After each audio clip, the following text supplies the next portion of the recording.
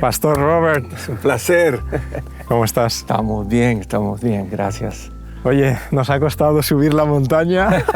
Puede parecer. Sí, pero qué lindo la vista. Qué bonito, ¿eh? Sí. El horizonte, el castillo, el mar, el bosque, ¿no? La naturaleza. Muchas gracias por concedernos este rato especial de poder conocerte. Mi placer. Tienes una historia de viajes muy interesante por todo el mundo y vamos a invitar a la gente que nos está viendo a que se queden, que no se vayan de aquí porque va a ser muy interesante. ¿Estás bien, Pastor? Estoy bien, contento de estar aquí visitando España otra vez. Hace mucho tiempo que no vengo y tener esta oportunidad de platicar contigo también es mi honor. Qué bueno, un privilegio. Pastor, no hemos concretado ninguna pregunta. Vamos a ir lanzándolas y vamos a ir moviéndonos por donde el Espíritu nos vaya llevando. ¿Cómo conociste a Jesús? Y sé que vienes de una familia de misioneros, cosa que tiene muchísimo valor y quizás podemos también descubrir algo más de esa historia. Pero ¿cómo decides tú personalmente que ese es el camino que debes seguir? Es una buena pregunta. Como dijiste, yo me crié en una familia cristiana que servía al Señor, pero desde niño me recuerdo mis padres siempre trataban de decir, este camino de ser seguidor de Cristo es tu decisión, es tu decisión, otra vez tras vez. Hasta cuando yo me quería bautizar, me recuerdo, quizás a los 11 años así, me dijeron, mira, ¿estás seguro que es tu decisión? Que no solamente estás diciendo que quieres ser bautizado, quieres seguir a Jesús porque tus amigos. Y una cosa que me hicieron, mira, Bobby, me llamaban Bobby en ese entonces. Mira, Bobby, si tú quieres seguir a Jesús, tú tienes que aprender de Jesús. Así que si te vas a bautizar, tú tienes primeramente que tú mismo, cuando tú quieras leer el libro, el librito ese, el Pasos a Cristo, Steps to Christ. El camino a Cristo. El camino a Cristo. Así que a los 13 años de edad leí ese libro, di mi corazón a Jesús y me bauticé ahí en la iglesia de la zona 15, en la capital de Guatemala. Wow. Pero no termina ahí. Eso fue una introducción solamente. Trágicamente, yo no sé si hay otros los oyentes ahorita que tienen el mismo testimonio. Entendía que Jesús era mi Salvador, pero todavía no entendía la gracia del Salvador. Y siempre tenía ese temor de que si durante el día o durante la semana cometía un error, un pecado, y por alguna razón en ese momento termina mi vida, voy a perder mi vida eterna. No tenía ese seguro, no tenía esa asegurancia, se dice. Sí, la certeza. La certeza de que yo era parte de la familia de Dios. Es como que diariamente era parte y no era parte, dependiendo de cómo yo vivía mi vida o las decisiones que yo hacía. Así que no tenía paz, no tenía ese sentido de estar en la familia de Dios. Y no fue hasta que quería ser pastor, terminé mis 4 años de bachillerato y fui a mi maestría, óigame, ya estaba como a los 23, 24 años de edad, que un día estaba en una clase y el profesor, yo sé que no tenía nada que ver con el profesor, pero el Espíritu Santo usó ese profesor y estamos estudiando Primera de Juan, capítulo 5, donde dice, comenzando el versículo 11, que si nosotros creemos en Jesús, tenemos la vida eterna. Y si no creemos en Jesús, no tenemos la vida eterna. Solo hay 2 opciones, A o B. A o B. Y en ese entonces, dice Juan, te escribo esto para que tengas la certeza que sos parte de la familia de Dios. Me tocó el corazón y te digo ahorita mismo, yo no pude tocar el piso. Estaba como volando de regreso a casa. El peso que tenía de mis pecados desaparecieron y fue en ese entonces, honestamente, que yo reconocí y tuve esa certeza de que Dios es mi Padre y que yo soy parte de su familia y cambió mi perspectiva cristiana. Y en ese entonces te puedo decir, de verdad conocí a Jesús en toda esa gloria de su amor y la paz y la certeza de ser parte de su familia. Esa certeza que sentiste y que entiendo que has ido renovando día tras día, ¿no? Claro. ¿En alguna ocasión se ha convertido en duda?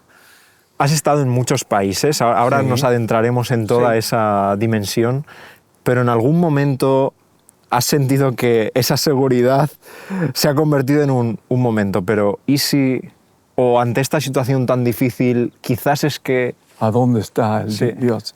Honestamente, primeramente, yo no creo que la Biblia enseña que al llegar a Cristo no podemos salir de la casa de Dios. Él nos da la libertad de decisión diariamente. Así que yo no creo en eso, pero creo, y con todo mi corazón, que al llegar a la casa de nuestro Señor, que nos está esperando como esa historia que dijo Jesús, está esperando, y cuando llegamos a casa, Él nos ama, nos invita, nos da la bienvenida, y es nuestra decisión salir de la casa. Y gracias a Dios, yo, aunque he enfrentado muchos dilemas, tiempos de dificultad, y me usaste la palabra duda. Mira, somos humanos. Siempre creo que hasta llegar al cielo vamos a tener duda. La duda no es problema, es lo que hacemos con esa duda. ¿Cómo manejamos esa duda? Porque en tiempo de duda siempre yo vengo a la cruz de Jesús y digo, yo tengo duda acerca de ABC, pero tengo certeza que tú estás a mi lado. Eso es. Y la fe me ayuda a enfrentar esas dudas. A veces las pongo aquí a un lado, a veces me meto a tratar de entender más, pero a veces llego al punto que todavía no entiendo completamente, pero si yo entendiera todo, sería Dios. Claro. Así que siempre va a haber esa distancia entre donde yo estoy y lo que Dios sabe. Porque Él es Dios, yo solamente soy humano. Sí. La duda, me gusta decir, ¿no?, que la duda es como el pasillo de tu casa, no es el salón de estar. No es para quedarse bonito, ahí, sí. Sino el lugar desde el cual poder saltar a las respuestas, ¿no? Poder buscar, poder estar ahí. Y lo que decías es interesante, no somos Dios, no podemos tener todas las respuestas, y para la gente que está preocupada en sus casas diciendo, uy, qué aburrida va a ser la eternidad. No. Hay tanto que descubrir, que conocer, que entender, ¿no? En eso... No podemos ni entender la palabra infinidad, y eso es donde comienza solamente. Así que definitivamente en esta vida siempre vamos a tener dudas, pero esas dudas no deben definir el camino que tomamos siguiendo a Jesús cada día. Has comentado antes que tomaste la decisión de seguir a Jesús en Guatemala. Cuéntanos un poco de cómo es ese viaje, dónde naciste, dónde estuviste, dónde fuiste después. Sí, como niñito de 2 años, mis padres fueron llamados como misioneros a Panamá. Así que vivimos 3 años en Panamá, yo me crié ahí y después nos fuimos a Honduras. Entonces naciste en Estados Unidos, nací en Estados después Unidos, a Panamá, y con después 2 años. a Honduras, a Tegucigalpa. Mi papá fue líder de la iglesia ahí de Honduras, y después de ahí nos fuimos a Guatemala y trabajó en la Unión Centroamericana. En ese entonces solo había una unión, ahora cada país tiene casi su propia unión. Pero me creí ahí, fui al colegio adventista mixto, ahí en la zona, creo que era 11, de los 9 años hasta los 15 años. Y luego mis padres me dijeron, mira, Bobby, no puedes hablar inglés. Sos americano, pero no hablas casi nada el inglés, porque fui al colegio en el español y todo. Así que me mandaron a Estados Unidos a una academia allá, y viví ahí, terminé mi secundaria y de ahí fui a la universidad. Ok, ahí estudiaste teología. Estudié primeramente teología y después el tercer año añadí educación y también un enfoque de negocios, business. Qué bueno, qué bueno. ¿Y a dónde te llama después el Señor? Al terminar ahí me llamó el Señor a trabajar en la Florida. En la conferencia de la Florida tuve ahí 3 distritos en diferentes lugares y terminé en Orlando, en la iglesia central. y recibí un llamado a ir ahí cerquita a la China. Y eso me sorprendió, honestamente, porque mi esposa y yo, cuando estábamos estudiando nuestra maestría en Andrews, queríamos ir como misioneros. Ella se crió en Tailandia como misionera. Así que teníamos ese deseo de hacer ministerio cultural, cross-cultural. Así que queríamos ir al Mediterráneo, queríamos ir a los países musulmanes. Pero Dios tenía otro plan y nos fuimos a la China. El primero era para 6 años, pero en total estuvimos allá 18 años. ¿18 años en China? Sí. ¿Y os escogieron porque ya hablabais chino? No hablaba ni una palabra de chino. No sabía nada de la China. Nunca me imaginé ir a la China. Pero a veces así hace el Señor. Cuando uno vuelve como seguidor de Jesús, uno tiene que prepararse para una aventura tremenda, porque uno piensa que va a ir a la derecha, pero Dios lo manda a la izquierda, derecha, y uno nunca sabe dónde va a ir. Pero Jesús siempre está contigo. Durante los primeros meses, que entiendo que fueron seguro un choque cultural, esos años, le preguntaste a Dios, ¿por qué? ¿Por qué se te ocurrió esta idea tan creativa de enviarnos aquí? ¿Era más fácil en otro lugar? Definitivamente. Mira, aprender el chino mandarín fue difícil. Porque lo hablas fluida. Es tu lengua. Lo hablo, hablo en chino, pero nunca me gusta decir que lo hablo fluidamente porque siempre hay más que aprender, ¿verdad? Pero sí, fue difícil, primeramente. Segundamente, ir a la China y trabajar como pastor misionero es ilegal. Así que me manda a mí el Señor. Yo tengo 2 metros de altura. Yo no me puedo meter ahí como ser chino. Todos saben que soy extranjero. De camuflaje. Y eso también significa que los policías, etcétera, saben que yo no pertenezco ahí. Así que a veces le pregunto, Señor, ¿tú tienes un sentido de humor? Porque me mandas ahí. Pero Dios bendició. Paso a paso seguimos ahí. Aunque después de 1 año y medio el gobierno nos sacó de la China. Sí. Tuvimos que salir, fuimos a Taiwán y después a Hong Kong, pero porque salimos, teníamos amigos en el gobierno, nos dieron una advertencia, así que salimos antes de que nos sacaron legalmente, así que pudimos regresar después a trabajar en la China. ¿Cuál es el contexto que te encontraste y cuál es el contexto ahora que conoces acerca del Evangelio en China? El Evangelio, Dios está haciendo milagros en la China, en un contexto donde no hay libertad religiosa, donde el gobierno controla tanto y ha habido tanta persecución. Dios ha bendecido con hermanos tan fieles, sin temor. Bueno, yo sé que tienen temor, pero tienen la fe, más que el temor, a compartir el Evangelio de Jesús con otras personas. Mira, en el 49, cuando llegó el comunismo a China, teníamos como 22,000 miembros.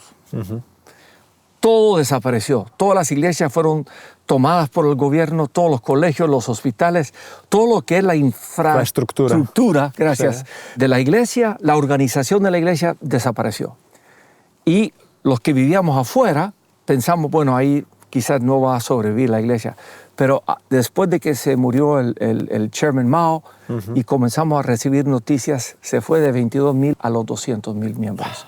Y ahora tenemos más de 500,000 de miembros. Y eso es en un contexto difícil. De dificultad. Dificultad, donde casi todas las iglesias todavía están en casa, no están registradas, nunca se sabe si vas a la iglesia este sábado, vas a regresar a comer a casa, no sabes.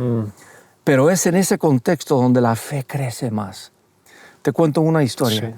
Hace como 3 años el gobierno comenzó de nuevo a controlar más y más lo que es la iglesia. Muchas de nuestras iglesias, yo te estoy diciendo, cientos, a lo menos 200 iglesias fueron cerradas. De un día al otro, cerradas. Y yo bien desanimado, porque hemos estado creciendo, estamos plantando iglesias, y como líder de la iglesia y de la Unión, yo estaba desanimado.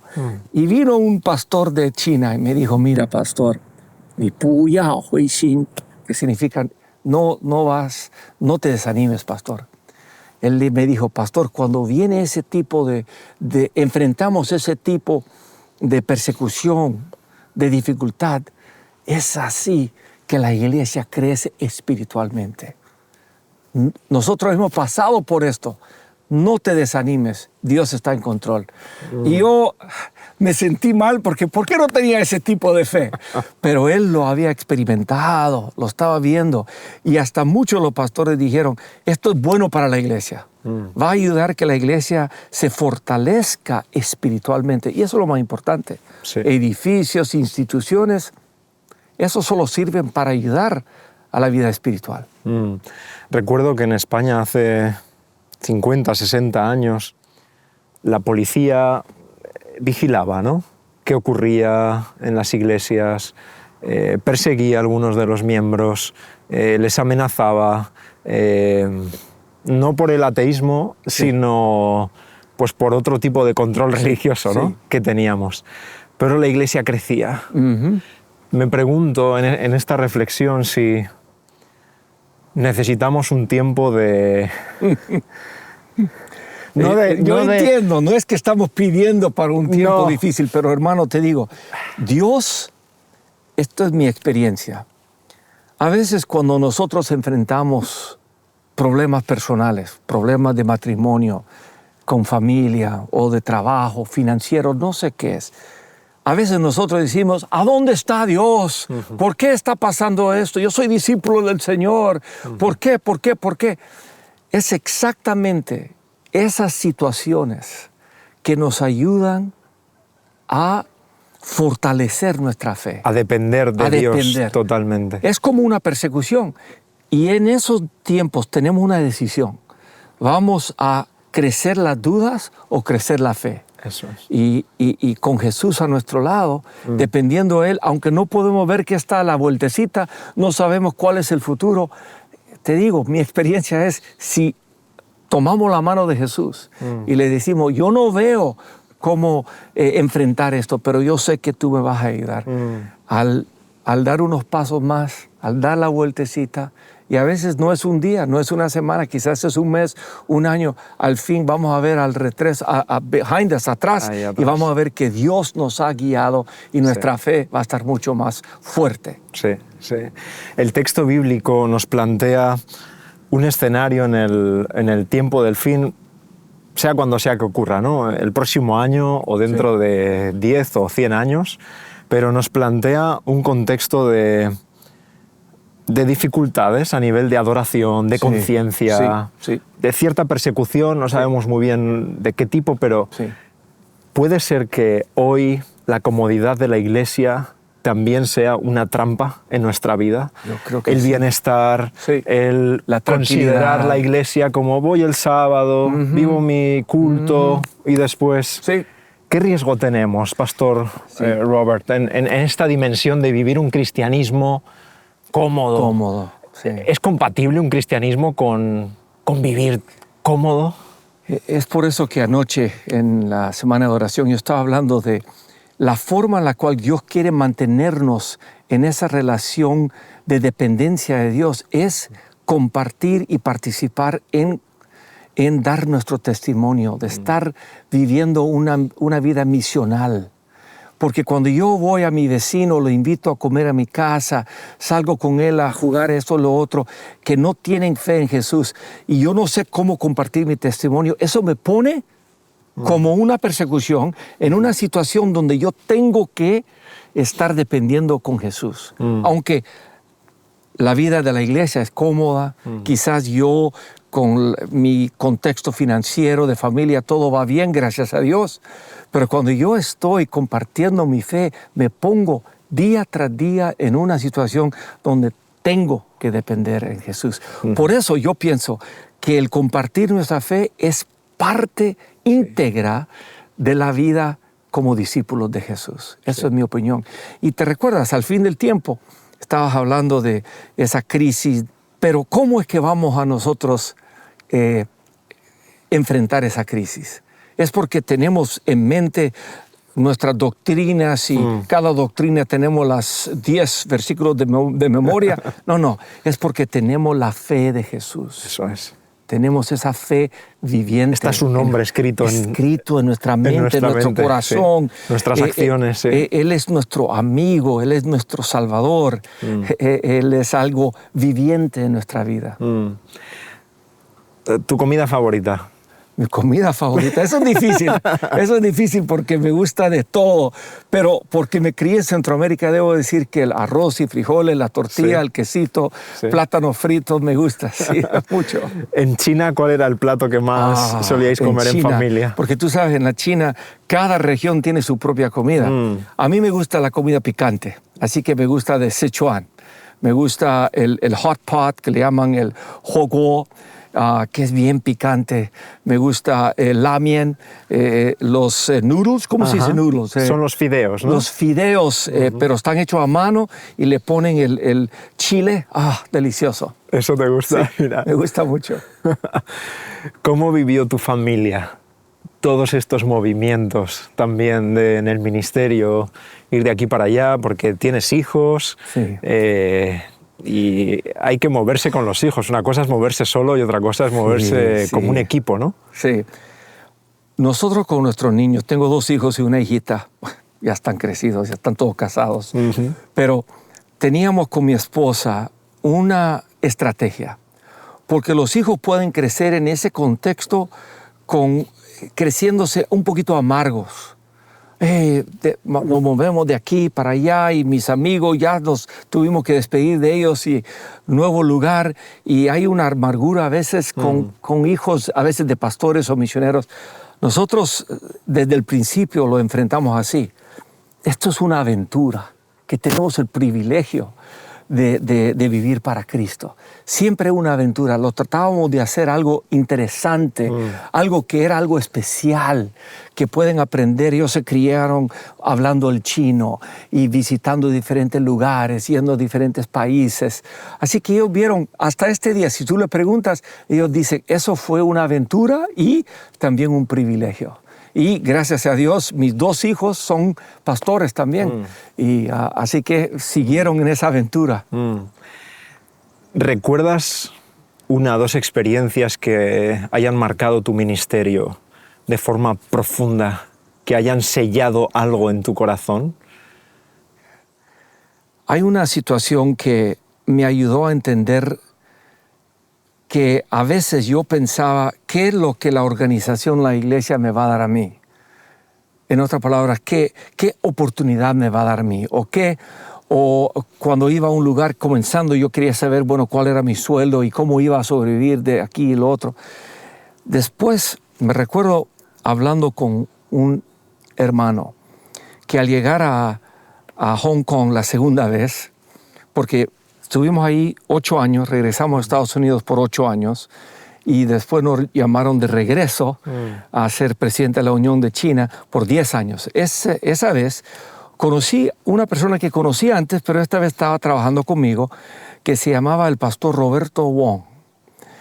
Y cuando yo llegué ahí, tenía 70 años de edad y estaba trabajando en la oficina todavía como departamental. Pero yo te digo, no como departamental ahí, como a medio, estaba pero trabajando duro, viajando por todas partes.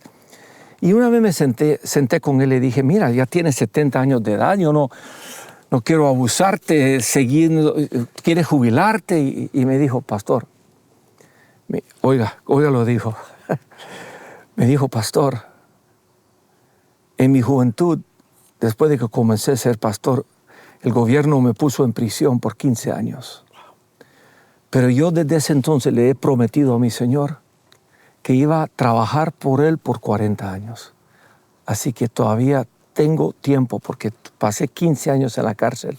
Necesito seguir trabajando por Él. Y sabes que Él siguió hasta los 80 años de edad, en buena salud, yendo a China, enfrentándose a otra prisión. ¿Entiendes? Él cuando se iba a la China a predicar, el gobierno lo conoce, lo sigue, pero él enfrentando, y eso me tocó mi corazón, porque cambió mi perspectiva de que, what's in it for me? ¿Qué es para mí? Sino que cuando Jesús dice, cuando tú me sigues a mí, tienes que levantar tu cruz. Es un sacrificio, pero es interesante, ese sacrificio es una bendición, pero es sacrificio. Si tú ves la vida de él, al terminar su vida, él todavía no está trabajando, pero está trabajando, no tiene sueldo, pero sigue viajando. Ahora ya a los 83, 84 años de edad, no tiene casi nada, no tiene dinero, no tiene nada, pero tiene en los ojos un propósito divino que Dios les ha dado. Y eso me enseñó a mí, eso fue una plática y trabajar con él que me hizo recordar que cuando nosotros somos discípulos de Jesús, Él no nos promete una casa grande, 3 carros, vacaciones, aunque de vez en cuando tenemos esa oportunidad. Lo que nos promete es propósito en nuestra vida espiritual. Y qué bueno tener una vida que tiene un sentido, ¿no? Sí, que tiene sentido. Y que nos trasciende a las cosas, a lo que tenemos, que va más allá, ¿no? Sí. Y sabes, los jóvenes de hoy, los millennials, los Gen Z, etc., ellos quieren más que todo tener una trayectoria en su vida que tiene sentido. Si tú hablas con ellos, porque mis hijos son de esa edad, ellos quieren justicia en este mundo, no tienen mucha confianza en instituciones porque piensan que las instituciones también no traen justicia. Ellos quieren un propósito. Yo creo que como cristianos tenemos ahí una respuesta. El propósito más bello del universo es trabajar mano a mano con el Creador del universo. Amén. Es la belleza de Jesús. ¿Qué le dirías a una persona que está pensando en ser misionero? ¿Qué es eso? ¿Puede ser misionero? ¿Hace falta irse a la China? ¿Podemos ser misioneros en nuestra casa? ¿Cómo funciona esto? ¿Qué mensaje le transmites? Buena pregunta y sumamente importante. Yo pienso que cada discípulo de Jesús es misionero. Debe ser misionero. Eso no significa que tienen que ir a la China, aunque China necesita misioneros, pero lo más importante es personalmente decirle a Dios, como esta mañana yo hice lo mismo, Señor, hoy úsame. Arregla, no sé cómo se dice, arrange my steps, arregla mis pasos. Prepara el camino para que... los pasos para que yo pueda ser utilizado por ti. Somos misioneros y honestamente, Europa es una misión, creo, más importante que África o la Asia, te digo, porque aquí estamos viviendo en un lugar donde yo había unos datos que los jóvenes ahora de 18 a 25, algo así, el 50% ni creen en Dios, la Biblia nada. Tenemos una gran misión aquí y la única forma de alcanzar a los seculares, aquellos que son post-cristianos, es amistad, confianza, tiempo y esperar que Dios te diga cuándo dar tu testimonio verbal. Antes de irnos ya casi con la última pregunta, quiero aprovechar e invitar a toda la gente que nos está viendo a poder seguir compartiendo estos programas, a ser misioneros también en las redes sociales y compartir estos testimonios que tenemos en Home Media, en la lista de reproducción también de En Persona de este programa, a través del cual conocer a Jesús con la vida de personas que el Señor ha utilizado. Pastor Robert, ¿cuál es tu mayor esperanza? ¿Cuál es ese propósito que deseas ver cumplido en tu vida o en la de los que te rodean? Bueno, eso para mí es fácil responder. Yo quiero oír a mi Señor decir, bien hecho, entra a mi casa. Bien, siervo fiel. Exactamente. Lo sé en inglés, pero en español no me sale. No, yo quiero oír a mi Señor decir, well done, bien hecho, entra. Eso es mi primer anhelo. Segundamente, yo quiero que en cualquier forma, pequeña o grande, el Señor me pueda usar para el crecimiento de su reino. Él es mi rey y yo quiero trabajar para su reino. Amén. Pastor Robert, muchísimas gracias. Muchas gracias a ti también. Que Dios siga bendiciendo su ministerio. Amén. Espero que hayas estado a gusto. Sí, definitivamente. Y si te parece, nos quedamos un poquito aquí. Está bueno. A mirar, sí. Muchas gracias, Pastor. Dios te bendiga. Gracias.